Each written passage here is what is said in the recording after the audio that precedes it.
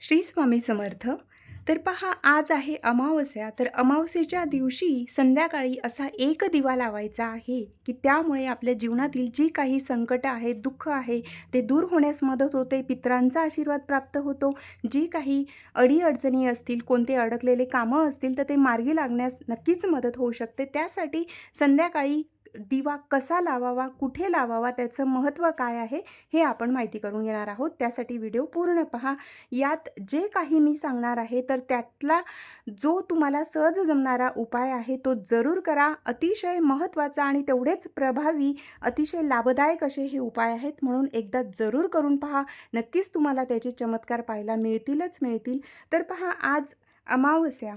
तर आज महादेवांच्या मंदिरात संध्याकाळी किंवा रात्री 11:45च्या आधीसुद्धा तुम्ही हे करू शकतात.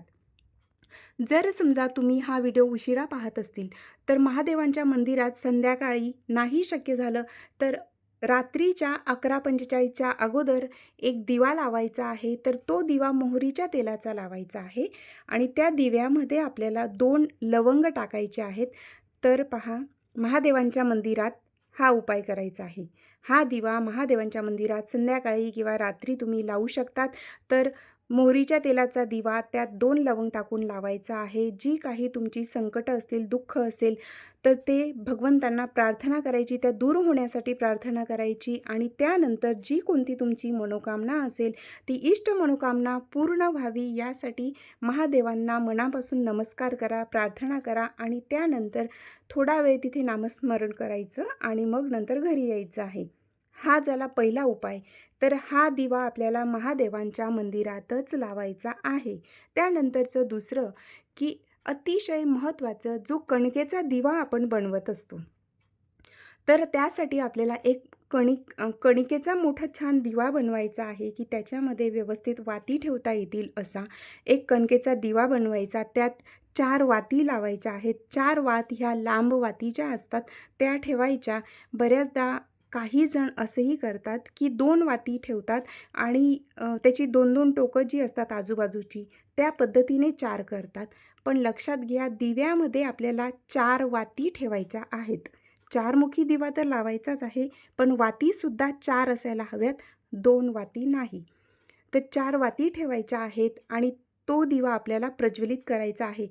हा कणकेचा जो दिवा असणार आहे 4 वाती असलेला, तर हा दिवा आपल्याला तुपाचा लावला तर अतिउत्तम. साजूक तुपाचा लावा. नसेल शक्य तर तिळाच्या तेलाचा सुद्धा लावू शकतात.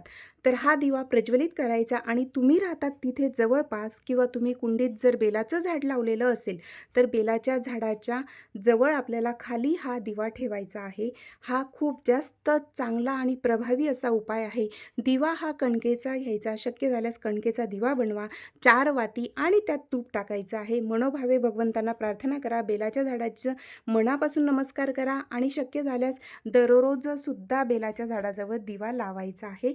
तर दररोज जेव्हा तुम्ही लावतील तर तेव्हा 4 वाती असलेला लावायची आवश्यकता नाही. हा फक्त अमावस्येलाच हा उपाय करायचा आहे. तर इतर वेळेला तुम्ही फक्त 1 वात असलेला जो दिवा आपण प्रज्वलित करतो तशा पद्धतीने लावायचा. पण अमावस्येला 4 वातींचा दिवा आपल्याला तोसुद्धा कणकेचा दिवा लावायचा आहे. कारण जर आर्थिक समस्या येत असतील, लक्ष्मी प्राप्तीमध्ये आणि प्राप्त लक्ष्मी स्थिर राहण्यासाठी हा उपाय करायचा आहे. कारण म्हणजे बेलाच्या झाडाला असं वरदान आहे, की महादेवांनी म्हणजे बेलाच्या झाडाखाली लक्ष्मी मातेचा वास असतो आणि संध्याकाळी लक्ष्मी माता बेलाच्या झाडाखाली जो कोणी दीप प्रज्वलित करतो तर त्या व्यक्तीच्या सोबत त्याच्या घरी जाते असंही म्हटलं जातं. म्हणूनच बेलाच्या झाडाखाली संध्याकाळी दीप प्रज्वलित जरूर करा. त्यानंतर, की जो अगोदरचा पहिला उपाय सांगितला तर तो आपल्याला महादेवांच्या मंदिरात करायचा आहे आणि आता जो सांगणार आहे तो आपल्या घरातल्या देव्हाऱ्यात जे शिवलिंग आहे ते कोणतंही शिवलिंग असेल तरीसुद्धा चालेल. तर शिवलिंगाजवळ आपल्याला संध्याकाळी मोहरीच्या तेलाचा दिवा प्रज्वलित करायचा आहे आणि त्याच्यात आपल्याला विशेष अशी वस्तू टाकायची आहे, ती म्हणजे काळे तीळ. बघा, देव्हाऱ्यात शिवलिंगाजवळ मोहरीच्या तेलाचा दिवा लावायचा, त्यात काळे तीळ टाकायचं आहे आणि तो महादेवांजवळ आपल्याला प्रज्वलित करायचा आहे. जर समजा तुमच्या घरात भांडणं होत असतील, वादविवाद होत असतील, अगदी लहान-सहान गोष्टींवरून मोठमोठी भांडणं होत असतील, तर हा उपाय जरूर करा जो मी आता सांगितला. तर पहा, जेव्हाही तुम्ही बेलाच्या झाडाजवळ जो दीप प्रज्वलित करतील, तर तो उपाय आपल्याला लक्ष्मी प्राप्तीसाठी मी सांगितलेला आहे. आणि जो शिवलिंगाजवळ दीप प्रज्वलित करायचं सांगितलं, काळे तीळ, मोहरीच्या तेलाचा दिवा, त्यात काळे तीळ टाकायचं, हा उपाय घरात भांडणं, वादविवाद होत असतील त्यासाठी हा उपाय करायचा आहे. बऱ्याचदा अमावस्या पौर्णिमा असली की तेव्हा अगदी लहान लहान कारणांवरून घरात वादविवाद होत असतात, म्हणून हा उपाय जरूर करा. त्यानंतर आता जो उपाय सांगणार आहे, तर हा कर्जमुक्तीसाठी आहे. काही कारणास्तव जर तुमच्यावर खूप जास्त कर्ज झालं असेल, घर, गाडी वगैरे, शेती जे काही आहे ते विकलं गेलं असेल, कुठलाही मार्ग दिसत नसेल, अशा वेळेला हा उपाय जरूर करा. त्यासाठी कष्ट आणि मेहनत तर आपल्याला करावीच लागणार आहे. फक्त दीप प्रज्वलित करून आपल्याला कुठल्याही प्रकारचा लक्ष्मीचा किंवा पैशांचा वर्षाव होणार नाही. पण मेहनतीसोबत जेव्हा ह्या लहान-सहान गोष्टी, हे उपाय आपण करत असतो, तर आपल्याला त्याच्यातून मार्ग मोकळे होत असतात. जय श्री. त्याचबरोबर संकटांवर मात करण्याची आपल्याला एक शक्ती प्राप्त होत असते आणि म्हणूनच आपण हे उपाय जरूर करावे. कारण भगवंताच्या कृपेने सर्व काही शक्य आहे. आपण आपलं कर्तव्य करायचंच आहे, त्यासोबतच जर उपाय केले, त्यामुळे जर कोणतंही संकट असेल, आर्थिक असेल, शारीरिक असेल, पैशांचं असेल किंवा अजून कुठलं असेल, तर त्याच्यातून मार्ग निघतो. आपल्याला काहीतरी संधी उपलब्ध होतात, काहीतरी चांगले विचार आपल्या मनात येतात. कर्ज झालं असेल किंवा काही आर्थिक समस्यांना सामोरं जावं लागत असेल, तर अशा वेळेला हा उपाय जरूर करा. तर तो उपाय काय असणार आहे, तर पहा, तुपाचा दिवा लावायचा आहे. तर तो कुठे लावायचा? वड, पिंपळ, आवळा, बेलाचं झाड, शमीपत्र, तुळशी, हे जे अगदी देववृक्ष आपण याला म्हणत असतो, तर तुम्हाला जिथे शक्य होईल त्या ठिकाणी वडाचं झाड असेल किंवा पिंपळाचं किंवा आवळ्याचं किंवा बेलाचं झाड किंवा शमीपत्र किंवा तुळशी मातेचं असेल, तर त्या ठिकाणी दररोज संध्याकाळी दीप प्रज्वलित करायचा आहे. आणि विशेष करून प्रत्येक अमावस्येला आणि प्रदोष असेल, त्याचबरोबर महिन्यातून येणारी जी शिवरात्र असते, तेव्हासुद्धा त्या ठिकाणी दीप जरूर प्रज्वलित करा. प्रदोष काळामध्ये म्हणजेच संध्याकाळी हा दीप प्रज्वलित करायचा आहे. हे जे काही वृक्ष आता सांगितले, जे देववृक्ष आहेत, तर यांच्या जवळ तिथे खाली हा दीप प्रज्वलित करा. मनापासून तुमचे ज्या काही इच्छा आहेत ते सांगा. अशा पद्धतीने आपल्याला दीप प्रज्वलित करायचा असतो. तर बऱ्याच वेळेला असं शक्य होतं, काहींना होतं, प्रत्येकालाच होईल असं नाही. वड असेल, पिंपळ असेल, आवळा असेल, बेलाचं झाड असेल, शमीपत्र असेल, तुळशी तर प्रत्येकाच्या घरी असतेच. पण हे जे काही आहेत, तुम्ही राहतात तिथे जवळपास जर असतील, तर 5ही ठिकाणी अमावास्येला दीप जरूर प्रज्वलित करा. हे खूप चांगलं आणि तुम्हाला जे काही आर्थिक संकट आहेत, त्याच्यातून मार्ग निघेल.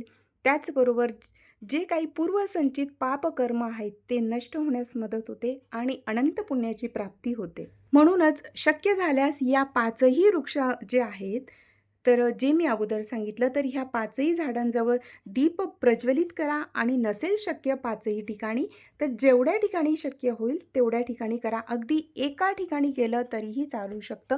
दीप प्रज्वलित करताना मनातली इच्छा बोलायची आहे की जे काही तुमचं संकट आहे, आर्थिक संकट आहे, कर्ज असेल, ते दूर व्हावं आणि भगवंताची कृपा राहावी, यासाठी त्या पद्धतीने आपली इच्छा बोलून दीप त्या ठिकाणी प्रज्वलित करा. अजून एक महत्त्वाचं सांगते, बऱ्याच वेळेला आपण झाडाखाली किंवा तुळशी मातेजवळ दीप ठेवत असतो किंवा जे इतर मोठी झाडं असतात, जसं की पिंपळाचं असेल, बेलाचं असेल, तर अशा वेळेला बऱ्याच ठिकाणी तुम्हीसुद्धा पाहिलं असेल, दीप आपण घरून घेऊन जातो आणि त्या ठिकाणी अगदी जमिनीवर आपण तो दिवा ठेवत असतो. लक्षात घ्या, कोणत्याही जे देववृक्ष आहेत त्यांना जेव्हा आपण दीपदान करत असतो, दीप लावणं त्या ठिकाणी म्हणजेच दीपदान म्हटलं जातं, तर त्यावेळेला तिथे डायरेक्ट जमिनीवर तो दिवा ठेवायचा नसतो. कधीही ही महत्त्वाची गोष्ट आहे, लक्षात असू द्या. त्या दिव्याच्या खाली आपण थोड्या अक्षता ठेवायच्या आहेत. हे खूप महत्त्वाचं आहे. जर डायरेक्ट जमिनीवर ठेवला, त्याला काहीही अर्थ राहत नाही. हे मी वाचलेलं आहे, म्हणून तुम्हाला सुद्धा सांगितलं. म्हणूनच लक्षात घ्या, डायरेक्ट कधीही जमिनीवर दीप ठेवायचा नसतो. दिव्याला आसन द्यायचंच असतं. ते देव्हाऱ्यात असेल, कोणती पूजा आपण मांडणी केली असेल, ती समई असेल, निरांजन असेल किंवा अजून काही असेल, अगदी साधी मातीची पंती जरी असेल, तरीसुद्धा दिव्याच्या खाली पहिले अक्षता ठेवायच्या आणि नंतरच तो दीप त्याच्यावर ठेवायचा असतो. तरच ते आपलं परिपूर्णपणे दीपदान मानलं जातं. म्हणून ही महत्त्वाची गोष्ट लक्षात असू द्या. तर पहा, लक्षात घ्या, कर्ज झालं असेल त्यासाठी सुद्धा सांगितलेलं आहे. त्यानंतर घरात भांडणं, वादविवाद होत असतील त्यासाठी सुद्धा सांगितलेलं आहे. त्यानंतर की आर्थिक समस्या दूर होण्यासाठी, लक्ष्मी माता स्थिर राहण्यासाठी सुद्धा उपाय सांगितलेला आहे बेलाच्या झाडाचा, तोही करा. त्यानंतर की महादेवांच्या मंदिरात जाऊन करायचा आहे तो एक उपाय आणि घरातल्या घरात शिवलिंगाजवळ करायचा आहे, तो सुद्धा उपाय सांगितला आहे. यातले जे 5 ते 6 उपाय सांगितले ते सर्व तुम्हाला जमत असतील तर जरूर करा आणि सर्व करणं शक्य नसेल तर एक जरी उपाय केला यातला तरीही चालू शकतं. खूप जास्त अगदी साधे सोपे आहेत हे उपाय, पण खूप जास्त प्रभावी आहेत, म्हणून जरूर करा. सर्वांच्या जीवनात सुख, शांती, समृद्धी राहो, सर्वांची भरभराट हो, हीच दत्तचरणी प्रार्थना करते. माहिती आवडली असेल तर लाईक आणि शेअर जरूर करा. श्री स्वामी समर्थ.